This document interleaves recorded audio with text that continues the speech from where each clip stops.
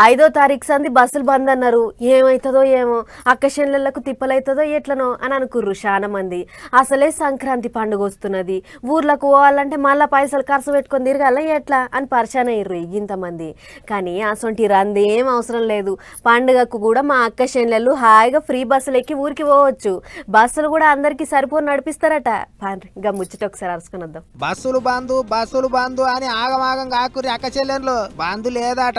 High level కమిటీని ఏర్పాటు చేసి పరిష్కారం చేయడానికి వాళ్ళతోనే ఒక ఒప్పందం కుదిరింది. ఒక 1 వీక్ టైం కూడా మనం తీసుకోవడం జరిగింది.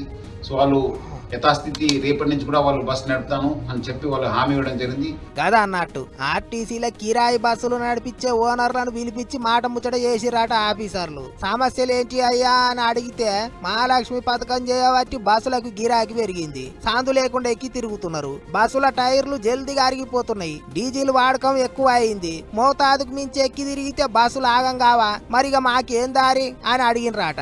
వచ్చే పైసలు రిపేర్లకే పోతాయి అన్నట్టు మాట్లాడిరాట. ఇక కిరాయి బస్సులే కాకుండా సర్కారు వాళ్ళ సొంత బస్సులు కూడా ఉన్నాయి, వాటికి కూడా గివే సమస్యలు వస్తాయి కదా. అసోంటప్పుడు అందరం కలిసి ఆలోచనలు చేద్దాం, సమస్యలను సామరస్యం మీద పరిష్కారం చేసుకుందాం అన్నట్టు మాట్లాడిరట ఆఫీసర్లు. వారం దినాలలో ఏదో ఒకటి చేద్దాం అన్నట్టు చెప్పిర్రట.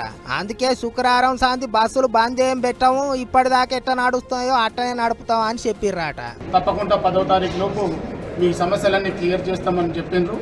కాబట్టి మేము సార్ వాళ్ళు చెప్పిన విషయాలకు మేము అన్నిటికీ ఒప్పుకొని మేము రేపు నిర్వహించబట్టిన బంద్ను అంటే బస్సులో ఆపరేషన్ చేయము అని చెప్పినాము. మొత్తానికి బస్సులో బంద్ అయితే తప్పింది. ఇక పండుగ పూటల్లో పిరి బస్సు పథకం పని చేయదు, పైసలు తీసుకుంటారని కొంతమంది పుకార్లు పుట్టించారు కదా. అసోంటి ఏముండవాట. పండుగలు పబ్బాలప్పుడు కూడా ఆడోళ్ళు ఎక్కడికి కావాలంటే అక్కడికి పిరిగానే తిరగొచ్చాట.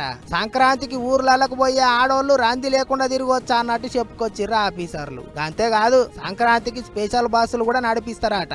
మొత్తానికి అందరికి మంచి ముచ్చటని చెప్పిర్రు ఆర్టీసీ వాళ్ళు.